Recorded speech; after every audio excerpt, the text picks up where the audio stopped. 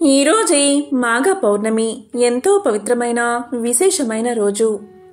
మాఘమాసము అంటే లక్ష్మీనారాయణులకు ప్రీతికరమైన మాసం. అందులోనూ ఈ మాఘ పౌర్ణమి శనివారంతో కలిసి వచ్చింది. ఈ మాఘ పౌర్ణమినే మహామాఘి అని పిలుస్తారు.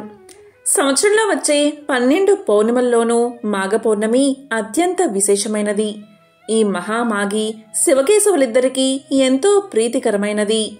మరి ఎంతో విశేషమైన పవిత్రమైన ఈ రోజు ఈ కథలను విన్నా, చదివినా, చెప్పినా, వినిపించినా జన్మల పాపాలు తొలగి కోటి జన్మల పుణ్యం వస్తుంది. సకల శుభాలు కలుగుతాయి. మరి ఆ కథలేంటో ఇప్పుడు ఈ వీడియోలో తెలుసుకుందాం. పూర్వకాలంలో వశిష్ఠుడు దిలీప మహారాజుకు మాఘస్నాన మహత్యాన్ని ఇలా వివరిస్తున్నాడు. పూర్వకాలంలో కుత్సుడు అనే బ్రాహ్మణుడు ఉండేవాడు. అతను కర్దమముని కుమార్తెను పెళ్లి చేసుకున్నాడు. వారికి ఒక కొడుకు పుట్టాడు. కుత్సుని కుమారుడు కాబట్టి అతన్ని అందరూ కూడా కౌత్సుడు అని పిలిచేవారు. కౌత్సుడు గురువుల దగ్గరకు వెళ్లి తన బుద్ధి కుశలత వల్ల చాలా కొద్ది కాలంలోనే సకల విద్యలు నేర్చుకుని మహాపండితుడు అయ్యాడు. కౌత్సుడికి దేశాటనం చెయ్యాలనే బుద్ధి పుట్టింది. దీంతో అతను తల్లిదండ్రుల అనుమతి తీసుకుని బయలుదేరాడు. కౌత్సుడు మాఘమాసం ప్రారంభమయ్యేసరికి కావేరీ నది తీరంలోని శ్రీరంగ పట్టణానికి చేరుకున్నాడు. అతను కావేరీ నదిలో స్నానాలు చేస్తూ ఆ మాఘమాసమంతా ఆ పుణ్యక్షేత్రంలోనే గడపాలని నిశ్చయించుకున్నాడు. ప్రతిరోజు కావేరీ నదిలో మాఘ స్నానం చేసి శ్రీరంగనాథుణ్ణి ఆరాధిస్తూ సమీపంలో ఉన్న అరణ్యంలోని ఒక చెట్టు కింద అక్కడే తపస్సు చేసుకుంటూ ఉండేవాడు. ఆ విధంగా తపస్సు చేసుకుంటున్న సమయంలో కొన్ని దుప్పులు వచ్చి కొమ్ములతో అతని ఒంటిని తాకినా అతనికి తపోభంగం అయ్యేది కాదు. అది చూసిన వారు అతనిని మృగశృంగుడు అని పిలిచేవారు. అతని తపస్సుకు మెచ్చి ఒకసారి శ్రీ లక్ష్మీనారాయణుడు ప్రత్యక్షం అయ్యాడు. కౌత్సుడు ఆ లక్ష్మీనారాయణుణ్ణి దర్శించి ఆనందంలో మైమరిచి ఎన్నో శ్లోకాలతో విష్ణువుని స్తుతించాడు. శ్రీపతి ఆ స్తోత్రాలకు సంతుష్టుడై ఇలా పలికాడు: నాయనా, నీవు చాలాసార్లు ఈ కావేరీ నదిలో మాఘ స్నానం చేసి ఈ రంగనాథుణ్ణి ఆరాధించి నా అనుగ్రహానికి పాత్రుడయ్యావు. అపారమైన పుణ్య సంపదను ఆర్జించావు. నీకిష్టమైన వరాన్ని కోరుకో అన్నాడు. అప్పుడు కౌత్సుడు ఇలా సమాధానం చెప్పాడు: స్వామి, నీ దివ్య దర్శనాన్ని నాకు అనుగ్రహించావు. నేను ధన్యుణ్ణి అయ్యాను. నిన్ను దర్శించిన తర్వాత నాకు ఏ విధమైన కోరికలు కలగడం లేదు. ఎప్పుడు నేను తలిచినా నీవు దివ్య మంగళ విగ్రహంతో సాక్షాత్కరించి నాకు ఆనందం కలిగించు. నాకు అదే చాలు అని కోరుకున్నాడు కౌత్సుడు. నారాయణుడు అతనికి ఆ వరాన్ని అనుగ్రహించాడు. కౌత్సుడు ఇంటికి తిరిగి వచ్చాడు. తల్లిదండ్రులు అతన్ని చూసి ఎంతో సంతోషించారు. యోగ్యురాలైన ఒక కన్యను చూసి అతనికి పెళ్లి చెయ్యాలని నిశ్చయించుకున్నారు. ఒకనాడు కుమారుణ్ణి పిలిచి అతనికి తమ అభిప్రాయాన్ని చెప్పారు. కౌత్సుడు వివాహానికి తన సుముఖతను వ్యక్తం చేశాడు. భోగాపురం అనే గ్రామంలో సదాశివ శర్మ అనే ఉత్తమ బ్రాహ్మణుడు ఒకడు ఉన్నాడు. అతనికి ఒక కుమార్తె ఉంది. ఆమె పేరు సుశీల. ఆమె పేరుకు తగినట్లు మంచి స్వభావము, ప్రవర్తన కలిగిన ఉత్తమురాలు. సదాశివుడు ఆమెను కౌత్సుడికిచ్చి వివాహం చేసే ఉద్దేశంతో వచ్చి కౌత్సుడి తల్లిదండ్రుల్ని సంప్రదించాడు. కౌత్సుడు ఆ కన్యను చూసి తనకు అనుకూలవతి అని అనుకుని పెళ్లాడ్డానికి అంగీకరించాడు. ఇంతలో ఒకనాడు సుశీల తన 2 చిలకత్తెలతో కలిసి నదీ స్నానం చేయడానికై ఊరికి దూరంగా ఉన్న నదికి వెళ్ళింది. స్నానమైన తర్వాత తిరిగి వస్తూ ఉండగా అడవిలో నుంచి వచ్చిన ఒక ఏనుగు వారిని తరిమింది. వారు తలకొక దిక్కుకు పారిపోయారు. ఈ విధంగా సుశీల స్నేహితురాళ్లు పరిగెత్తుతూ నేల బారుగా ఉన్న పాడు నూతిలో పడి చనిపోయారు. సుశీల మాత్రం ఎలాగో తప్పించుకుని ఇంటికి చేరుకుంది. సుశీల చిలకత్తెల మరణానికి విచారిస్తూ కూర్చుంది. వారు నా వల్లే చనిపోయారు. వారు బతికితేనే నేను పెళ్లి చేసుకుంటాను అని పట్టుపట్టుకుని కూర్చుంది. ఈ సంగతి తెలుసుకుని కౌత్సుడు, నేను యముడు గురించి తపస్సు చేస్తాను. ఆ అమ్మాయిల శరీరాలను తెచ్చి జాగ్రత్త చెయ్యండి అని చెప్పి ఒక నదీ తీరానికి పోయి నదిలో స్నానం చేసి తపస్సు చేయడానికి కూర్చున్నాడు. అమ్మాయిలు తరిమిన ఏనుగు అక్కడికి నీరు తాగడానికి వచ్చింది. ఆ ఏనుగు కౌత్సుణ్ణి తీక్షణంగా చూసి తొండంతో ఎత్తి తన మెడ మీద కూర్చోబెట్టుకుంది. కౌత్సుడు తన కమండలంలో ఉన్న నీళ్లు ఆ ఏనుగు మీద చల్లాడు. అది వెంటనే ఒక దేవతా స్వరూపుడిగా మారి కౌత్సుడికి నమస్కారం చేసి తనకు శాప విమోచనం కలిగించినందుకు కృతజ్ఞతలు చెప్పి దేవలోకానికి వెళ్ళిపోయాడు. మరలా కౌత్సుడు తపస్సులో కూర్చున్నాడు. కౌత్సుడి తపస్సుకు సంతోషించిన యముడు ఆయన ఎదుట ప్రత్యక్షమై ఇలా పలికాడు. కౌత్సా, నీ తపస్సుకు నేను ఎంతగానో సంతోషించాను. నీకేం వరం కావాలో కోరుకో అన్నాడు. దీంతో కౌత్సుడు తాను వరించిన వధువు యొక్క చిలికత్తెలను బతికించమని కోరుకున్నాడు. యముడు అతని దయా స్వభావానికి సంతోషించి అతను అడిగిన వరాన్ని ప్రసాదించాడు. దీంతో సుశీల చిలికత్తెలు నిద్రలోంచి లేచినట్లుగా బతికి వచ్చారు. వారిని చూసి సుశీలతో సహా అందరూ ఎంతో సంతోషించారు. ఆ చిలికత్తెలు తాము చూసిన యమలోక విశేషాలను ఇలా చెప్పసాగారు. జీవులు చేసిన పాపాలను బట్టి శిక్షలు ఉంటాయి. ఘోర పాపాలకు శిక్షలు కూడా ఘోరంగానే ఉంటాయి. అలాంటి వారిని కాలిన ఇనుప స్తంభాలకు కట్టిపడేస్తారు. కొంతమందిని మరుగుతున్న నూనెలో పడేసి వేయిస్తారు. కొంతమందిని తలకిందులుగా వేలాడదీసి కింద మంటలు పెడతారు. కొంతమందికి వాతలు పెడతారు. కొంతమందిని పాములు తేళ్లు ఉన్న నూతులలో పడేస్తారు అంటూ చెప్పుకొచ్చారు చిలికత్తెలు.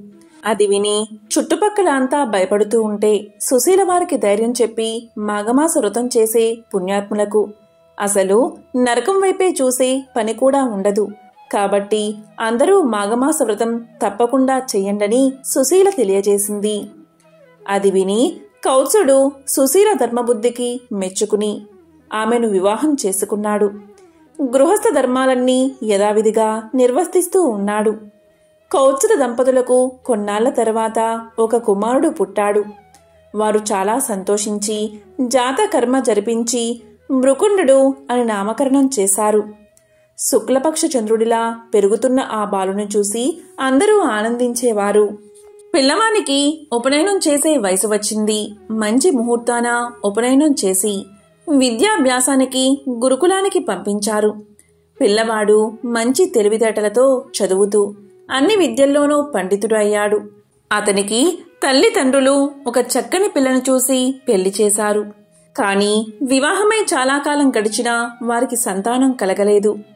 వారణాసి మహాపుణ్యక్షేత్రం. అక్కడికి వెళ్లి అన్నపూర్ణ సమేతుడైన శ్రీ విశ్వనాథుణ్ణి సేవిస్తే ఆయన కటాక్షం వల్ల పుత్ర సంతానం కలుగుతుందని భావించి ఆ కొడుకు భార్యతో సహా వారణాసికి వెళ్లి అక్కడ గంగానదిలో మణికర్ణికా ఘట్టంలో స్నానం చేసి శ్రీ విశ్వేశ్వర స్వామిని ఆరాధించాడు.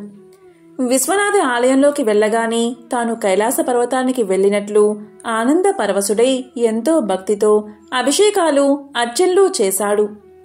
ఆ అవిముక్త క్షేత్రంలో తాను కూడా ఒక శివలింగాన్ని ప్రతిష్ఠించి దానికి మృకండనాథ లింగం అనే పేరు పెట్టి పూజించాడు మృకండు. ఎంతకాలం అలా పూజించినా అతనికి సంతానం కలగలేదు. ఇక పరమేశ్వరుడి గురించి తపస్సు చెయ్యాలని నిర్ణయించుకుని ఆ కాశీక్షేత్రంలోని ఒక ఏకాంత ప్రదేశంలో కూర్చుని ఏకాగ్రమైన మనసుతో తపస్సు చేశాడు. ఇలా చెయ్యగా కొంతకాలానికి చంద్రశేఖరుడు ప్రత్యక్షమయ్యాడు. మృకండు చంద్రశేఖరుణ్ణి భక్తితో నమస్కారం చేసి శ్రీ రుద్ర మంత్రాలతో స్తుతించాడు. స్తుతించి ఇలా పలికాడు. స్వామి, నువ్వు సకల సద్గుణ రాశి సౌందర్యవతి పతివ్రత అయిన భార్యను ప్రసాదించావు. నేను ఎంతగానో సంతోషించాను. ఆమెతో నేను గృహస్థ ధర్మాలను ఆచరిస్తున్నాను. కాని గృహస్థులకు ఆనందదాయకమైన సంతానాన్ని కూడా అనుగ్రహించి మా గృహస్థ ఆశ్రమానికి పరిపూర్ణత కలిగించు అని శంకరుణ్ణి ప్రార్థించగా ఆయన ఇలా పలికాడు. మృకండముని, నీ కోరిక నెరవేరుతుంది. అయితే ఒక విషయం చెప్పు. వైదవ్యంతో ఏడుస్తూ చిరకాలము బతికే కుమార్తె కావాలా, అల్పాయుష్కుడైన 16 సంవత్సరాలు మాత్రమే జీవించే ఒక కుమారుడు కావాలా అని అడిగాడు. అప్పుడు మృకండు ఇలా పలికాడు. స్వామి, నన్నింకా పరీక్షించాలి అనుకుంటున్నావా? సరే, వితంతువై ఉండే కుమార్తె కంటే అల్పాయువైన కుమారుడే మేలు కదా, కుమారుణ్ణే ప్రసాదించు స్వామి అని వేడుకున్నాడు. దీంతో పరమశివుడు తదాస్తు అని చెప్పి అంతర్ధానమయ్యాడు. పరమేశ్వరుడి దయవల్ల మృకండముని భార్య మరుద్వతి గర్భవతి అయి 9 మాసాలు నిండిన తర్వాత పున్నమి చంద్రుడి లాంటి కుమారుని కన్నది. మృకుండనికి పుత్ర సంతానం కలిగిందని విని బారసాల నాటికి మృకుండుని ఆహ్వానం మీద మునీంద్రులంతా విచ్చేశారు. బారసాల మహావైభవంగా జరిగింది. మృకుండు బాలుణ్ణి మునీశ్వరుల దగ్గరకు తీసుకుని పోయి మొక్కించాడు. వారంతా దీవించారు. ఆ బాలుడే మహాభక్తుడు చిరంజీవి అయిన మార్కండేయుడు. దిలీప మహారాజుకి మృకుండ మహాముని కాశీ విశ్వనాథుని వరం వల్ల పుత్ర సంతానం పొందిన వృత్తాంతానంతా వివరించి, మహారాజా, అల్పాయుష్కుడైన మార్కండేయుడు చిరంజీవుడు ఎలా అయ్యాడో చెబుతాను విను అంటూ తర్వాతి కథను ఇలా వివరించాడు. మార్కండేయుడికి తల్లిదండ్రులు చూడాకర్మ అంటే పుట్టు వెంట్రుకలు తీయించడం మొదలైన సంస్కారాలన్నీ చేశారు. 7వ సంవత్సరం రాగానే బాలుడికి ఉపనయన సంస్కారం కూడా చేసి గురువుల దగ్గర చదివించారు. ఆ బాలుడు కుశాగ్ర బుద్ధి కనుక గురువులు నేర్పిన విద్యలన్నీ కొద్ది కాలంలోనే గ్రహించి వేదాలలోనూ శాస్త్రాలలోనూ పురాణ ఇతిహాసాల్లోనూ మహాపండితుడై అందరి మన్నలు పొందాడు. ఇది ఆనందం కలిగించే విషయమే. అయినా తల్లిదండ్రులకు రోజులు గడుస్తున్న కొద్దీ కుమారుడి ఆయుర్దాయం తరిగిపోతుంది అన్న విషయం తెలుసు కనుక వారు విచారంగానే ఉన్నారు. అన్ని విద్యల్లోనూ పండితుడైన కుమారుని చూసి ఒకనాడు తండ్రి ఇలా పలికాడు, నాయనా, నీవు చదువులన్నీ చదివి పండితుడు అయినందుకు మాకు సంతోషంగా ఉంది. అయినా గురువులు, మునులు, దేవతలు ఎవరు కనబడినా వారికి అభివందనం చేసి వారి ఆశీస్సులు పొందడం చాలా శ్రేయస్సును కలిగిస్తుంది. నువ్వు అలా చేస్తూ ఉండు, నీ ఆయుర్దాయం వృద్ధవుతుంది అని చెప్పాడు. మార్కండేయుడు తల్లిదండ్రుల ఉపదేశాన్ని పాటించి పెద్దలు, ఋషీశ్వరులు ఎవరు కనబడినా ముందు వారికి నమస్కారం చేసేవాడు. వారు చిరంజీవా అని దీవించేవారు. 16వ సంవత్సరం వచ్చినప్పటి నుంచి మృకుండ దంపతుల మనోవేదన వృద్ధవుతూనే ఉంది. పరమేశ్వర వరప్రసాదుడైన మార్కండేయుణ్ణి 16వ జన్మదినోత్సవానికి మునులందరినీ ఆహ్వానించారు. మృకండు ఎవరి నోటి దీవెనలో ఏ మహత్యం ఉంటుందో ఎవరు చెప్పగలరు. పిల్లవాడు చిరంజీవి కావచ్చు అనే ఆశతో ఆ విధంగా మహర్షులందరినీ ఆహ్వానించాడు. మహర్షులంతా చిన్నతనంలోని మహాపండితుడైన మార్కండేయుణ్ణి చూడాలి అనే ఉత్సాహంతో మృకుండుని ఆశ్రమానికి వచ్చారు. మృకుండు వచ్చిన అతిథులందరికీ తగిన మర్యాదలు చేశాడు. మార్కండేయుడు వచ్చి పెద్దలందరికీ పాదాభివందనం చేశాడు. వారంతా దీర్ఘ ఆయుష్మంతుడు కమ్మని సంతోషంగా దీవించారు. అందరికీ చేసినట్లే వశిష్ఠ మహర్షికి కూడా పాదాభివందనం చేశాడు మార్కండేయుడు. ఆయన నమస్కరిస్తూ ఉన్న మార్కండేయుణ్ణి నివారించాడు. అక్కడి మునులందరూ ఇలా అన్నారు, ఓ వశిష్ఠ మహర్షి, మార్కండేయుడు నమస్కారం చేస్తుంటే మీరు ఎందుకు ఆపుతున్నారు అని అడిగారు. అప్పుడు వశిష్ఠుడు ఇలా చెప్పాడు, ఇతని ఆయుర్దాయం 16 కదా, మీరంతా ఇతన్ని చిరంజీవి కమ్మని దీవించారు. అదెలా సాధ్యమవుతుంది? ఇది 16వ జన్మదినోత్సవం. పరమేశ్వరుడు ఇచ్చిన ఆయుర్దాయం ప్రకారం ఇంకా ఇతను 1 సంవత్సరం మాత్రమే జీవిస్తాడు. ఇతడు నాకు నమస్కారం చేస్తే చిరంజీవా అని ఎలా దీవించగలను? అందుకే నమస్కరించవద్దని నివారించాను అన్నాడు వశిష్ఠుడు. అంతవరకు మార్కండేయుణ్ణి చిరంజీవా అని దీవించిన మహామునులంతా ఒక్కసారి తెల్లబోయారు. అయితే మా దీవెనలు అసత్యం కావాల్సిందేనా అని వశిష్ఠముణ్ణి అడిగారు. అప్పుడు వశిష్ఠుడు కొంతసేపు ఆలోచించి ఇలా పలికాడు, మునీంద్రులారా, మనందరం ఆ మార్కండేయుణ్ణి వెంటబెట్టుకుని బ్రహ్మ దగ్గరకు పోయి ఆయన్ని ఈ సమస్యకు పరిష్కారం చెప్పమందాం రండి అన్నాడు. అప్పుడు మునులందరూ మార్కండేయుని వెంటబెట్టుకుని బ్రహ్మగారి దగ్గరకు వెళ్లారు.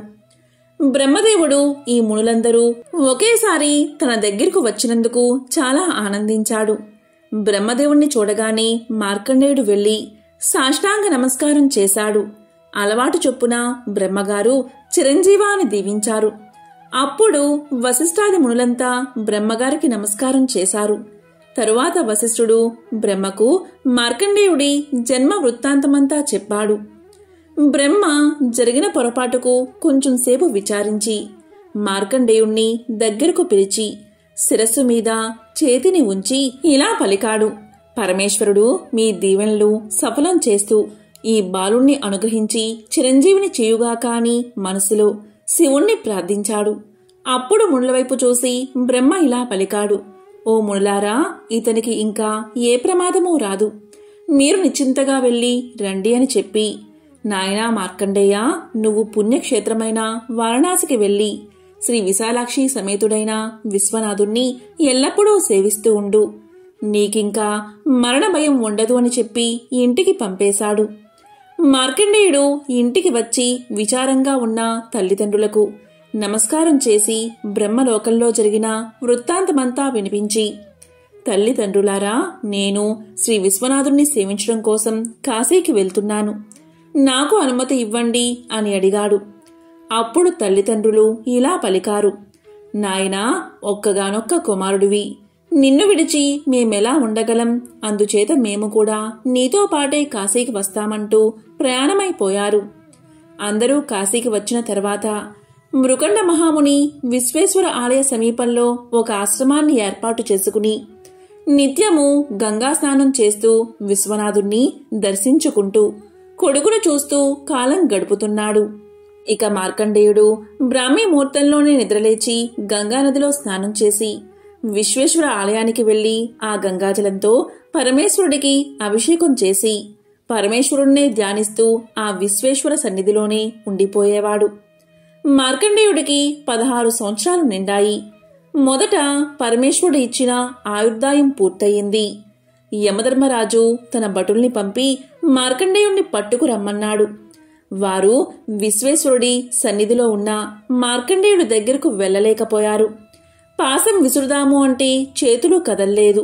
మార్కండేయుడి చుట్టూ మహాకాంతిపుంజం ఆవరించి యమభటుల్ని దూరంగా తరిమికొట్టింది. వారు అంటే యమభటులు యమధర్మరాజు దగ్గరకు పోయి తమ అవస్థ చెప్పుకున్నారు. దీనికి యముడు ఆశ్చర్యపడి తానే స్వయంగా వచ్చాడు. మార్కండేయుడి మీద కాలపాశాన్ని విసిరాడు. మార్కండేయుడు విశ్వనాథ లింగాన్ని కౌగలించుకుని ప్రార్థించాడు. విశ్వనాథుడు భక్తుడి ఆక్రందన విని వెంటనే లింగం నుంచి ఆవిర్భవించి త్రిశూలంతో యముణ్ణి సంహరించి మార్కండేయుణ్ణి రక్షించాడు. యముడు చనిపోవడం చేత దుష్కార్యాలు చేసే వారందరూ యమలోకానికి వచ్చి శిక్షించే అధికారి లేకపోవడంతో యమలోకాన్నంతా గందరగోళం చేస్తున్నారు. అది చూసి బ్రహ్మాది దేవతలు విశ్వేశ్వరుడి దగ్గరకు వచ్చి ఇలా అన్నారు. మహాప్రభో విశ్వనాథ, శాంతించు. యముడు తన కర్తవ్యాన్ని తాను సరిగ్గా నెరవేర్చాడు. నీవు మార్కండేయుడికి 16 ఏళ్లు మాత్రమే ఆయుర్దాయం ఇచ్చావు కదా. అందుచేత 16 ఏళ్లు నిండగానే మార్కండేయుణ్ణి తీసుకుపోవడానికి యముడు వచ్చాడు. నీవు మార్కండేయుడి భక్తికి మెచ్చి చిరంజీవిని చేశావని పాపం అతనికి తెలియక నీ భక్తుడికి అపచారం చేశాడు. ధర్మపాలన కోసం యమధర్మరాజు తప్పకుండా ఉండాలి కదా. అందుచేత క్షమించు. యముణ్ణి బతికించు మహానుభావా అని వేడుకున్నారు దేవతలు. అప్పుడు విశ్వేశ్వరుడు యముణ్ణి బతికించి ఇలా పలికాడు. యమధర్మరాజా, నీ విధిని నువ్వు నిర్వర్తించుకో, కాని నా భక్తుల జోలికి మాత్రం అస్సలు రాకు అని శాసించాడు. మృకుండు మహర్షి విశ్వనాథుని దయవల్ల చిరంజీవి అయినందుకు చాలా సంతోషించి తాము చేసిన మాఘమాస వ్రతమహిమ వల్ల తమ కొడుకు తమకు దక్కాడని ఆనంద పరవశులు అయ్యారు. పార్వతీదేవికి పరమేశ్వరుడు మాఘస్థాన మహత్యం గురించి ఇంకొక కథను ఇలా చెప్పాడు. గౌరీదేవి ఇష్టం ఉండి చేసినా యథాలాభంగా ఇష్టం లేకుండా చేసినా మాఘమాస స్నానం మంచి ఫలితాన్ని ఇస్తుంది. కాబట్టి మాఘమాస స్నానం వ్రతం మానకుండా అందరూ చేయవలసిందే. చాలా కాలానికి పూర్వం దక్షిణ దేశంలో వసంతపురం అనే నగరం ఉండేది. ఆ నగరంలో సువర్ణ శ్రేష్ఠి అనే కోమటి ఒకడు ఉండేవాడు. అతను పరమలోభి. పెళ్లికి బిచ్చం పెట్టేవాడు కాదు. ఎంగిలి చేతితో కాకిని కూడా కొట్టేవాడు కాదు. తండ్రి తాతలు సంపాదించిన ఆస్తిపాస్తులు చాలానే ఉన్నా ఇంకా సంపాదించాలని తాపత్రయపడేవాడు. వడ్డీలకు వడ్డీలు కట్టి పేదవారిని పీడించుకుని తింటూ ఉండేవాడు. తాకట్టు వస్తువులు ఎన్నిటినో పోగు చేసి ఇల్లు నిండబెట్టేవాడు. పొలాల మీద తనఖా అప్పులిచ్చి వాటిని వసూలు చేసుకునేందుకు న్యాయస్థానాల మెట్లు ఎక్కేవాడు. చెట్ల కాయలు, పళ్ళు, కూరగాయలు ఒకటేమిటి అమ్మడానికి వీలైన వస్తువులంటిని అమ్మి సొమ్ము చేసుకునేవాడు. సంతానం లేకపోయినా భూములు, తోటలు, దొడ్లు ఎన్నో అక్రమంగా సంపాదించి వాటిని చూసుకుని మురిసిపోయేవాడు. ఒకనాడు ఆ కోమటి ఏదో పని మీద గ్రామాంతరం వెళ్లే పని వచ్చి వెళ్ళాడు. రాత్రికి ఇంటికి చేరలేకపోయాడు. ఆనాటి సాయంకాలం ఒక బ్రాహ్మణుడు ఏదో ఊరికి ప్రయాణం చేస్తూ చీకటి పడేవేళకు వసంతపురం వచ్చాడు. మాఘమాసం చలికాలం. ఎవరైనా కాస్త తలదాచుకునేందుకు చోటిస్తారేమో అని అందర్నీ అడుగుతూ ఈ కోమటి ఇంటికి కూడా వచ్చి ఆయన భార్యను చూసి ఆ బ్రాహ్మణుడు ఇలా పలికాడు. అమ్మా, నేను వెళ్ళవలసిన గ్రామం ఇంకా చాలా దూరంలో ఉంది. ఇప్పుడు పొద్దు కునికిపోయింది. ఈ రాత్రికి మీ ఇంటి అరుగు మీద కొంచెం చోటిస్తే పడుకుని తెల్లవారుజామునే లేచి చెరువులో మాఘస్నానం చేసి వెళ్ళిపోతాను. కొంచెం దయతల్చు తల్లి అని ప్రార్థించాడు. ఆమె చాలా దయగల తల్లి. కోమటి భార్య చాలా ఉత్తమురాలు, గుణవంతురాలు. అప్పుడు ఆమె ఇలా పలికింది. అయ్యా, మీరు మా సావిట్లో ఆ వార పడుకోండి. పక్కకు కప్పుకునేందుకు దుప్పట్లు ఇస్తాను అంటూ దుప్పట్లు ఇవ్వడమే కాక ఇంట్లో ఉన్న కొన్ని పళ్ళు తినడానికి ఇచ్చింది. అప్పుడు ఆ బ్రాహ్మణుడు సంతోషంగా వాటిని ఆరగించిన తరువాత ఆవిడ ఇలా పలికింది. అయ్యా, మీరు తెల్లవారుజామునే లేచి మాఘస్నానం చేసి వెళ్తాను అంటున్నారు. మాఘస్నానం అంటే ఏమిటి? దాని విశేషమేమిటి? దాని ఫలితమేమిటి? దయచేసి చెప్పండి స్వామి అని వేడుకుంది ఆమె. అప్పుడు ఆ బ్రాహ్మణుడు ఇలా సమాధానం చెప్పాడు. తల్లి, ఇప్పుడు నడుస్తున్నది మాఘమాసం. రేపు పూర్ణిమ తిథి, పరమ పవిత్రమైన రోజు. మాఘమాస వ్రతమహిమ చెప్పాలంటే 1000 నోళ్లు గల ఆదిశేషుడికి కూడా సఖ్యం కాదు. మాఘమాసం నెల రోజులు నదిలోనో చెరువులోనో సూర్యోదయ వేళకు ముందే స్నానం చేసి శ్రీ లక్ష్మీ సహిత శ్రీనారాయణుడికి పూజ చేసి మాఘ పురాణం విని ఒక బ్రాహ్మణుడికి స్వయంపాకం ఇచ్చిన వారికి కలిగే పుణ్యం చాలా గొప్పది. నెల రోజులు చేయకపోయినా పూర్ణిమ వంటి పవిత్ర తిథియందు స్నానం చేసినట్లయితే మాఘమాస వ్రతఫలం అంతా దక్కుతుంది అని ఆ బ్రాహ్మణుడు చెప్పగానే ఆవిడ ఇలా పలికింది. మహానుభావా, నేనింతవరకు అలాంటి వ్రతాలు చేసి ఎరగను. నేను రేపు ఉదయం మీతో పాటు చెరువుకి స్నానానికి వస్తాను. మీరు సుఖంగా నిద్రపోండి అని ఆవిడ లోపలికి వెళ్ళిపోయింది.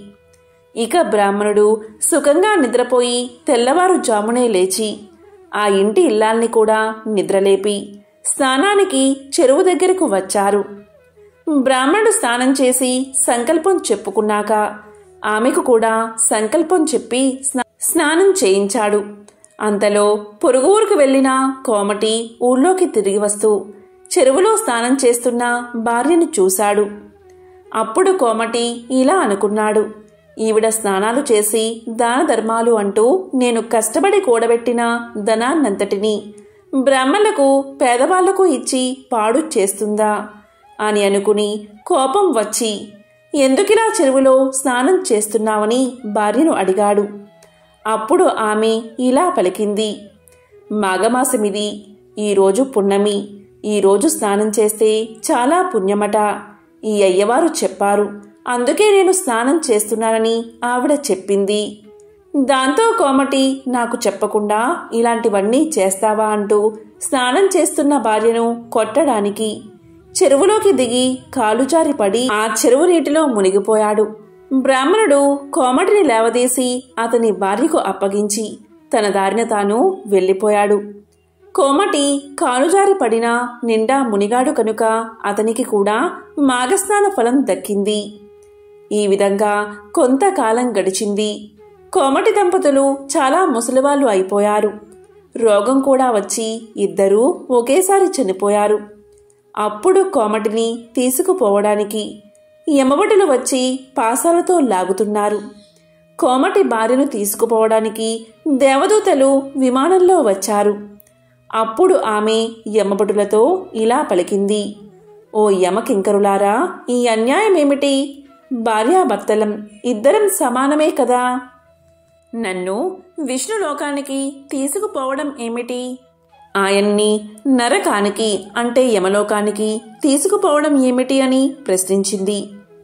అందుకు యమభటులు ఇలా చెప్పారు: అమ్మా, నీవు ఒక మాఘ పూర్ణిమ నాడు చెరువులో మాఘస్నానం చేసినందువల్ల నీకు మహాపుణ్యం కలిగింది. అందుకు నీకు విష్ణులోకానికి చేరే అదృష్టం పట్టింది. నీ భర్త ఎప్పుడూ కూడా ఇలాంటి స్నానాలు కానీ వ్రతాలు కానీ చేసి ఎరగడు. అలాగే ఎప్పుడూ కూడా ఒక్కసారైనా పూజ కూడా చేయలేదు. పైగా పూజలు చేసేవారిని, దాన ధర్మాలు చేసేవారిని నిందించేవాడు. ఎవ్వరికి పైసా కూడా దానం ఇయ్యలేదు. ఇంటికి వచ్చిన వాడికి ఒక పండును కానీ కాయను కానీ ఇవ్వలేదు. ఇలాంటి పాపాత్ముణ్ణి తీసుకురమ్మని మా యమధర్మరాజు గారు మమ్మల్ని ఆజ్ఞాపించారు. అందుకే తీసుకుపోతున్నాము అని యమభటులు సమాధానం చెప్పారు. అప్పుడు కోమటి భార్య మళ్ళీ ఇలా పలికింది: అయ్యలారా, నేను పూర్ణిమ నాడు స్నానం చేస్తూ ఉండగా నన్ను కొట్టడానికని చెరువులో దిగి కాలుజారి పడ్డ నా భర్త నీళ్లల్లో మునిగాడు కదా, అతనికి మాత్రం మాఘస్నాన ఫలం దక్కదా? యమధర్మరాజు ఈ విషయం ఆలోచించలేదా అని అడిగింది. అప్పుడు యమభటులు ధర్మ సందేహంలో పడ్డారు. అతన్ని యమలోకానికి తీసుకుపోయి యమధర్మరాజు ముందు నిలబెట్టి యమభటులు ఇలా అన్నారు: దేవా, ఈ కోమటి భార్య వేసిన ప్రశ్నకు తామే సమాధానం చెప్పాలని కోరారు. అప్పుడు యమధర్మరాజు అతని సంగతి చక్కగా విచారించి, ఇతను మాఘ పూర్ణిమ నాడు అసంకల్పితంగా అయినా సరే చెరువులో మాఘస్నానం చేసినందుకు ఇతడి పాపాలన్నీ తొలగిపోయాయి. కనుక ఇతన్ని దేవ విమానం ఎక్కించి విష్ణులోకానికి పంపించండి అని భటులను ఆజ్ఞాపించాడు యమధర్మరాజు. దీంతో యమభటులు కోమటిని విమానమెక్కించి విష్ణులోకానికి తీసుకుపోయి విడిచిపెట్టారు. ఈ విధంగా పరమ పాపాత్ములు కూడా మాఘస్నానంతో పవిత్రులు అవుతారు అని పరమేశ్వరుడు పార్వతికి మాఘస్నాన మహిమను వివరించి చెప్పాడు. పూర్వం ద్వాపర యుగంలో అంగదేశాన్ని పరిపాలించే సులక్షణుడు అనే రాజు ఉండేవాడు. అతను మహాబల పరాక్రమాలు కలవాడు. రాజులందరినీ గెలిచి భూమండలానికి చక్రవర్తి అయి సామంత రాజుల నుంచి కప్పాలు వసూలు చేస్తూ ఇంద్రభోగంతో ఉండేవాడు. అతనికి 9 భార్యలు. అంతమందిని పెళ్లాడినా ఒక్క భార్యయందు కూడా సంతానం కలగలేదు. ఎన్నో వ్రతాలు, యజ్ఞాలు, పూజలు చేశాడు. కాని ఫలితం కనిపించలేదు.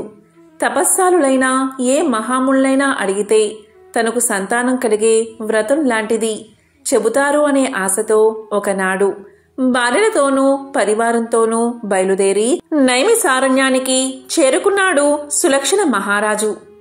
నైమిసారణ్యం పరమ నైష్ఠికులైన మహర్షులుండే పవిత్ర ప్రదేశం కదా. మరి సులక్షణుడు అక్కడికి వెళ్లి వినయ విధేయతలతో సౌనకాది మహాముళ్లను దర్శనం చేసుకుని వారికి సాష్టాంగ నమస్కారాలు చేసి ఇలా పలికాడు: మహాత్ములారా, నేను పూర్వజన్మలో చేసిన పాపమో మరేమో కాని ఈ జన్మలో 100 మంది రాణులను వివాహమాడినా కూడా ఒక్క రాణి వల్ల కూడా నాకు పుత్ర సంతానం కలగలేదు.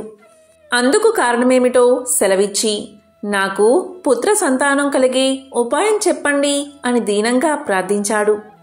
ఆ మునులు రాజును చూసి కరుణగలవారి ఇలా పలికారు: మహారాజా, నువ్వు పూర్వజన్మలో సౌరాష్ట్ర దేశానికి మహారాజువు. ధర్మాత్ముడువై రాజ్య ప్రజలను చక్కగా పరిపాలించి ఎన్నో యజ్ఞయాగాలు, వ్రతాలు ఆచరించేవాడవు. ప్రతి సంవత్సరం మాఘమాస వ్రతం చేసేవాడవు. కాని మాఘశుద్ధ సప్తమి అనగా రథ సప్తమి నాడు అన్ని దానాలు, ధర్మాలు చేసేవాడువు. కాని ఎప్పుడూ కూష్మాండ దానం అంటే గుమ్మడి పండు దానం చెయ్యలేదు. ఆ దోషం చేత నీకీ జన్మలో సంతానం కలగలేదు. మేమిప్పుడు నీకొక మామిడి పండును మంత్రించి ఇస్తున్నాము. దీన్ని నువ్వు ఇంటికి తీసుకుపోయి దేవమందిరంలో ఉన్న దేవుడికి పూజ చేసి దీన్ని నైవేద్యంగా సమర్పించిన తర్వాత నీ రాణులందరికీ చిన్న చిన్న ముక్కలుగా కోసి తినిపించు. వారంతా గర్భవతులు అవుతారు. నీకు శతపుత్ర లాభం కలుగుతుంది అంటూ ఒక పెద్ద మామిడి పండును అభిమంత్రించి రాజు చేతిలో పెట్టారు ఆ మహర్షులు. దీంతో రాజు చాలా సంతోషించి మహర్షులకు అనేక కృతజ్ఞాభివందనాలు సమర్పించి తన రాజసౌధానికి చేరుకున్నాడు. చూత ఫలాన్ని అంటే మామిడి పండును దైవ మందిరంలో ఉంచి అందరూ స్నానాలు చేయడానికి వెళ్లారు. ఆ 100 మంది రాణులలో 2వ భార్య తన సౌతులందరికీ సంతానం కలగడం సహించలేక అందరికంటే ముందే స్నానం ముగించి వచ్చి ఆ మామిడి పండును దొంగలించి ఎవరూ చూడకుండా తానొక్కతే తినేసింది. ఇక రాజు రాణులు స్నానాలు చేసి అలంకరించుకుని దేవుడి పూజా మందిరంలోకి వచ్చేసరికి అక్కడ పెట్టిన మామిడి పండు కనిపించలేదు. ఎవరు తీశారని అంతఃపురంలో గగ్గోలు బయలుదేరింది. రాజు అందర్నీ విచారించాడు. చివరికి 2వ రాణి దొంగలించి తినేసినట్లు తెలిసింది. రాజు మాత్రం ఏం చేయగలడు? కొన్నాళ్లకు చిన్నరాణి గర్భవతి అయ్యింది. మహారాజు మునులు చెప్పిన మాటలు నిజం అయ్యాయని చాలా సంతోషించాడు. చిన్నరాణి గర్భవతి కావడం మిగిలిన రాణుల అసూయకు మూల కారణమైనది. ఆమెకు గర్భస్రావం అయిపోవాలని వారెన్నో ఉపాయాలతో చాలా ప్రయత్నాలు చేశారు. మునుల ఆశీర్వచన బలం వల్లనో దైవ నిర్ణయ బలం వల్లనో వారు చేసిన ప్రయత్నాలలో ఏ ఒక్కటి ఫలించలేదు. చిన్నరానికి వారు పెట్టిన మందుల ప్రభావం వల్ల ఆమె మతిచెడి పిచ్చిదైపోయింది. ఆ స్థితిలో ఆమె ఒకనాడు ఎవ్వరూ చూడకుండా అడవిలోకి వెళ్ళిపోయింది. అడవిలో చిన్నరాణి తిరిగి తిరిగి అలసిపోయి స్పృహ తప్పి ఒకచోట పడిపోయింది. ఆ సమయంలోనే ఆమె ప్రసవించి ఒక మగబిడ్డను కన్నది. దురదృష్టవశాత్తు అదే సమయంలో ఆకలితో ఉన్న ఒక పులి వచ్చి రాణిని పట్టి ఈడ్చుకుపోయి ఒక కొండ గుహలో ఆమెను చంపి తినేసింది. పిల్లవాడు ఏడుస్తున్నాడు. అప్పుడు అడవిలో ఉన్న పక్షులు జంతువులు వచ్చాయి. పక్షులు తమ రెక్కలతో ఎండ తగలకుండా కాపాడాయి. జంతువులు ఎక్కడ్నుంచో బాగా పండిన పళ్ళు తెచ్చి ఆ పళ్ళ రసంతో అతనికి ఆకలి తీర్చాయి. ఆ విధంగా 2-3 ఏళ్లు గడిచాయి. పిల్లవాడు ఆ జంతువులతోనూ పక్షులతోనూ ఆడుకుంటూ ఒక్కడే బతికేస్తున్నాడు. ఒకప్పుడు ఆ కుర్రవాడు ఒక సరస్సు ఒడ్డున ఆడుకుంటున్నాడు. ఆనాడు మాఘశుద్ధ పూర్ణిమ పర్వదినం కావడం చేత దగ్గర ఊళ్ళ వారంతా ఈ సరస్సులో స్నానం చేసి వెళ్తున్నారు. వారిలో 2 భార్యలున్న ఒక పెద్ద రైతు తనకు పిల్లలు లేరని విచారిస్తూ ఉండేవాడు. అతను కూడా స్నానానికి వచ్చి అక్కడ ఆడుకుంటున్న పిల్లవాణ్ణి చూసి సంతోషపడి తన ఇంటికి తీసుకుని పోయాడు. అతడెవరో, అలా అడవిలో ఎందుకు ఒంటరిగా ఉన్నాడో, ఎవరి పిల్లవాడో తెలుసుకోవాలని ప్రయత్నించాడు. కాని ఆ వివరాలు ఏవీ అతనికి తెలియలేదు. తనకు దైవం ప్రసాదించిన బిడ్డ అనుకుని వారు ఆ పిల్లవాణ్ణి ముద్దుగా పెంచుకుంటున్నారు. ఆ యజమాని భార్యలిద్దరూ పోటీలు పడి పిల్లవానికి సేవలు చేసేవారు. వీడు నా పిల్లవాడు అంటే నా పిల్లవాడని తగువులు ఆడుకునేవారు. అలాగే వారి సంరక్షణలో ఆ పిల్లవాడు 2 ఏళ్లు పెరిగాడు. ఈ 2 ఏళ్లలో ఆ 2 సోదరులతోనూ అసూయ బాగా పెరిగి నా పిల్లవాడికి సేవ చేయడానికి నువ్వెత్తివే అంటే నువ్వెవత్తివే అని పోట్లాడుకుంటూ వీధిన పడ్డారు. ఇలా జరుగుతూ ఉండగా ఒకరోజు పెద్ద భార్య సవతి మీద మచ్చరంతో ఆ బాలుణ్ణి తీసుకుపోయి నట్టడవిలో వదిలేసి వచ్చేసింది. యజమాని వచ్చి పిల్లవాడి కోసం వెతికాడు. కాని కనబడలేదు. కోపం వచ్చి భార్యలిద్దరినీ చావబాదాడు. ఫలితం లేకపోయింది. అడవిలో విడిచిపెట్టబడిన ఆ పిల్లవాడు ఏడుస్తూ తులసి మొక్కలు గుబురుగా పెరిగిన ఒక పొదరింట్లో పడుకుని నిద్రపోయాడు. తులసి చెట్టు స్పర్శ వల్ల ఆ పిల్లవాడికి ఏ ప్రమాదమూ రాలేదు. కాని ఆకలికి ఏడుస్తూ ఆ తులసి ఆకులు కోసుకుని తింటూ కాలక్షేపం చేస్తున్నాడు. దైవానుగ్రహం ఉన్నవాడికి అరణ్యంలో ఉన్న ఆపదలు రావు కదా. అక్కడికి కొన్ని సాధు జంతువులు పక్షులు వచ్చి అతనికి స్నేహితులుగా నిలబడ్డాయి. ఒకరి భాష మరొకరికి తెలియకపోయినా భావాలు మాత్రం అర్థం అవుతాయి కనుక ఆ పిల్లవాణ్ణి ఆ పశు పక్షాదులే ఆహారం తెచ్చిపెట్టి పోషిస్తూ వచ్చాయి. మానవులకు ఉండే దురాలోచనలు, అసూయ, ద్వేషాలు పశు పక్షాదుల్లో ఉండవు కదా. తల్లి గర్భంలో ఉన్నప్పుడు సవతి తల్లుల అసూయకు గురై అడవికి వచ్చాడు. అడవిలో పుట్టాడు, అడవిలోనే పెరిగాడు. మధ్యలో 2-3 ఏళ్లు ఆ రైతు ఇంట్లో ఆయన భార్యల వల్ల తల్లి ప్రేమను రుచి చూసినట్లే ఉంది. కాని అంతలోనే వారి మాత్సర్యానికి బలై మళ్లీ అడవుల్లో పడ్డాడు. అడవిలోని పశువులు, పక్షులు అసూయ ద్వేషాలు లేని నిర్మల హృదయాలతో దైవానుగ్రహం వల్ల అతన్ని ఆదరించాయి. జ్ఞానవంతులం అనుకునే మనుషుల్లో లేని జాలి, కరుణ, వాత్సల్యం జంతువుల్లో ఉంటాయి. అవి నిత్యం ఆహారం తెచ్చి పిల్లవానికి ఇచ్చి పోషిస్తున్నాయి. బాలుడు ఎప్పుడూ కూడా ఆ తులసి పొదలోనే నివసిస్తూ తులసి స్పర్శతో ఉండడం వల్ల అతని మీద ఎవ్వరూ ఊహించినంతగా దైవానుగ్రహం ప్రసరించింది. 2-3 ఏళ్ల పాటు బ్రాహ్మణుడి ఇంటిలో ఉన్నందువల్ల అతనికి మానవులు మాట్లాడే భాష వచ్చింది. దాంతోపాటు భగవత్ అనుగ్రహం తోడయింది. ఆ ప్రయత్నంగా అతని నోటి వెంట శ్రీహరి, కేశవ, నారాయణ, మాధవ, పద్మనాభ, వాసుదేవ వంటి శ్రీ మహావిష్ణు యొక్క నామాలు వినిపిస్తూ ఉండేవి. ఆ పిల్లవాడు ఒక తులసి పొదలో కూర్చుని భగవంతుడి నామాలు జపిస్తేనే అతని మీద భగవంతుడి కరుణా కటాక్షం ప్రసరించి నోరులేని పశు పక్షాదులచే సేవలు చేయిస్తుంది. అలాంటి తులసి వృక్షాన్ని మన ఇంటి ఆవరణలో పెంచుకుని దానికి నిత్యం పూజా పునస్కారాలు చేస్తే కలిగే ఫలం ఎంతో ఎవరైనా వర్ణించగలరా? చేసినా చేస్తున్న పాపాలు నశిస్తాయి. ఇహలోకంలో అన్న వస్త్రాలకు, భోగాలకు లోటు ఉండదు. పరలోకంలో శ్రీ మాధవుని పాద సాన్నిధ్యం లభిస్తుంది. అది తులసి మహత్యం. రాజకుమారునిపై మాధవుని అనుగ్రహం. అక్కడ సులక్షణ మహారాజు అడవిలోకి పారిపోయిన గర్భవతి అయిన భార్య కోసం చాలా వెతికించాడు. కాని ఆమె జాడ తెలియక నిరాశ చెంది ఊరుకున్నాడు. తులసి పొదలోని రాకుమారునికి వేరే పనేముంటుంది? నిత్యం తనకు వచ్చిన హరినామాల్ని జపిస్తూ ఉండేవాడు. ఒకనాడు ఆకాశవాణి అతనికి ఇలా చెప్పింది: మాఘమాస వ్రతాన్ని ఆచరించు. శ్రీ లక్ష్మీనారాయణలకి తులసి దళాలతో పూజ చెయ్యి. రేపటి నుంచి 4 రోజులు చెయ్యి అని వినిపించింది. ఆకాశవాణి మాటలు విన్న ఆ బాలుడు ఆ మరనాటి నుంచే ప్రక్కనే ప్రవహిస్తున్న సెలయేటిలో స్నానం చేసి వచ్చి తులసి దళాలు కోసి ఎదురుగా దేవుడున్నట్లే భావించి హరినామాలతో పూజ చేస్తూ ఉండేవాడు. ఇక మాఘమాసం వెళ్ళిపోయింది. రాకుమారుని వ్రతం పూర్తయినది. శ్రీమన్నారాయణుడు లక్ష్మీదేవితో సహా ప్రత్యక్షమై ఇలా పలికాడు: చిరంజీవి, నీ పూజలకు సంతోషించాను. నీకేం వరం కావాలో కోరుకో అన్నాడు. అప్పుడు ఆ బాలుడు నమస్కారం చేసి ఇలా పలికాడు: స్వామి, ఎప్పుడు నీ దగ్గరే ఉండి నాకు ఇలాగే పూజలు చెయ్యాలని ఉంది అని పలికాడు.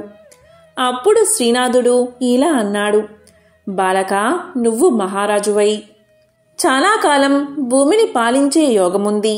నువ్వు జీవించినంతకాలం పుత్ర పౌత్రాది సంపదలతో తులతూగి చివరికి నా సన్నిధికి వద్దువు కాని ప్రస్తుతం మీ తండ్రి దగ్గరకు వెళ్ళు. నా మీద భక్తిని విడిచిపెట్టకు. మాఘమాస వ్రతాన్ని ఎప్పుడూ మానకు అని చెప్పి సునందుడు అనే సేవకుణ్ణి పిలిచి శ్రీమన్నారాయణుడు ఇలా తెలియచేశాడు: సునంద, ఈ బాలకుణ్ణి తీసుకువెళ్లి అతని తండ్రి దగ్గరకు చేర్చు అని ఆజ్ఞాపించి శ్రీమన్నారాయణుడు లక్ష్మీ సమేతంగా అంతర్ధానమయ్యాడు. అప్పుడు సునందుడు రాజకుమారుణ్ణి తీసుకుని సులక్షణ దగ్గరకు వచ్చాడు. బాలుడి వృత్తాంతమంతా చెప్పి సులక్షణ మహారాజుకు బాలుణ్ణి అప్పగించాడు. దీంతో రాజు అపరిమిత ఆనందభరితుడై బాలుణ్ణి కౌగిలించుకుని లేడు అనుకున్న కొడుకు దొరికినందుకు ఎంతో సంతోషించాడు. బాలుడు ఇంతకాలం అడవిలో ఏ సంస్కారాలు లేకుండా ఉన్నాడని అతనికి సుధర్ముడు అని నామకరణం చేసి ఉపనయనాది సంస్కారాలు చేసి పండితులైన గురువుల దగ్గరికి విద్యాభ్యాసం కోసం పంపాడు. శ్రీహరి అనుగ్రహపాత్రుడైన ఆ కుమారుడు చాలా కొద్ది కాలంలోనే సమస్త విద్యలు నేర్చుకుని మహాపండితుడు అయ్యాడు. యుక్త వయసు రాగానే తండ్రి కుమారుడికి యోగ్యురాలైన రాజకుమార్తెను చూసి పెళ్లి చేసి పట్టాభిషేకం చేసి రాజ్యానికి రాజును చేశాడు. సుధర్ముడు రాజ్యాన్ని ప్రజారంజకంగా పాలించడాన్ని చూసి రాజు ఎంతో ఆనందించి అతను భార్యలతో వానప్రస్థ ఆశ్రమం స్వీకరించడానికి అడవికి వెళ్ళాడు. ఇక సుధర్ముడు పుత్ర పౌత్రాది సంతతి కలిగి అనేక యజ్ఞయాగాలు శ్రీహరి ప్రీతి కోసం చేసి మాఘమాస వ్రతాన్ని విస్మరించకుండా చేసి చాలా కాలం ధర్మబద్ధుడై రాజ్య పాలన చేసి చివరికి శ్రీహరి సాన్నిధ్యానికి చేరుకున్నాడు. ఎంతో పవిత్రమైన విశేషమైన మాఘ పౌర్ణమి రోజు మాఘ పురాణంలోని ఈ కథలను విన్నా, చదివినా, చెప్పినా, వినిపించినా జన్మల పాపాలు తొలగి కోటి జన్మల పుణ్యం వస్తుంది. సకల శుభాలు కలుగుతాయి. ఓం నమో నారాయణాయ. ఓం శ్రీ మహాలక్ష్మియే నమః. ఓం నమః శివాయ.